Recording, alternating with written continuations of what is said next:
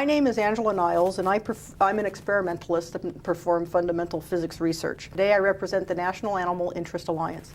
Whenever a law requires the spay or neuter of an owned animal, as SB 250 does, then it is a mandatory spay and neuter law. These laws have failed everywhere they've been tried. When we at NAIA evaluate a mandatory spay and neuter law, we use three key criteria. The failure of criterion 1 is a direct failure of the fundamental purpose of the bill.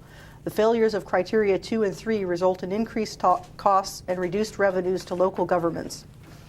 These charts show a subset of failed punitive and mandatory spay and neuter laws using the stated criteria.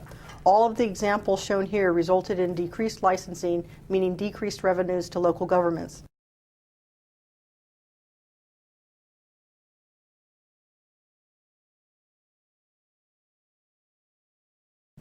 Santa Cruz passed a mandatory spay and neuter ordinance in 1995.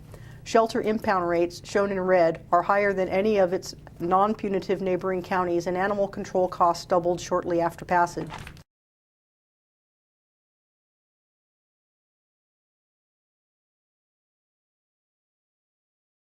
Los Angeles City's 2000 ordinance was followed by a 108% budget increase in the 8 years following, and an 18% increase in licensing, or 18% decrease in licensing within 6 years.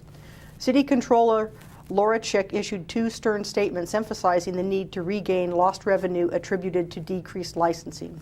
In 2008, the first year of enforcement of LAAS's mandatory spay and neuter ordinance, dog and cat euthanasia increased 30%. Low-income citizens can't afford to pay the fines plus the spay and neuter costs, which in much of California exceeds $300 per animal. So many of the impounded animals became euthanized. While the economy may play some role in these numbers, comparison to other counties for which 2008 data are available shows no deterioration of that magnitude. Local governments, at least in the short term, will be forced to absorb costs that were mandated by the Hayden Act. Data used to create this parameter study is the same data used by the Department of Finance and indicates that for every 1% of unaltered dogs and cats cited, 25,000 owned animals that had homes are likely to die at the cost of $1.5 million to local governments. Finally, the SPCA in their position statement on mandatory spay and neuter echoes the message that NAIA, CDOC, Save Our Dogs, AKC, and thousands of other organizations have been saying. There is no known credible evidence that mandatory spay and neuter works, period. Only voluntary spay and neuter works, and we have that. 2 weeks ago, my search and rescue dog and I participated in a multi-agency search for 8-year-old Sandra Cantu and Tracy. During that operation, my dog was worked off leash and for safety reasons without his collar. Under SB 250, my dog should have been sterilized for at-large and license violations, and I could never have another intact dog again, ever.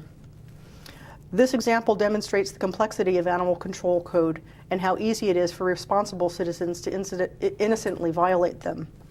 There are many such examples, and no way to write exemptions to cover them all. Exemptions don't work. Even the possibility of mandatory sterilization of dogs and cats is excessive punishment for any animal control violations. We respectfully request a no vote.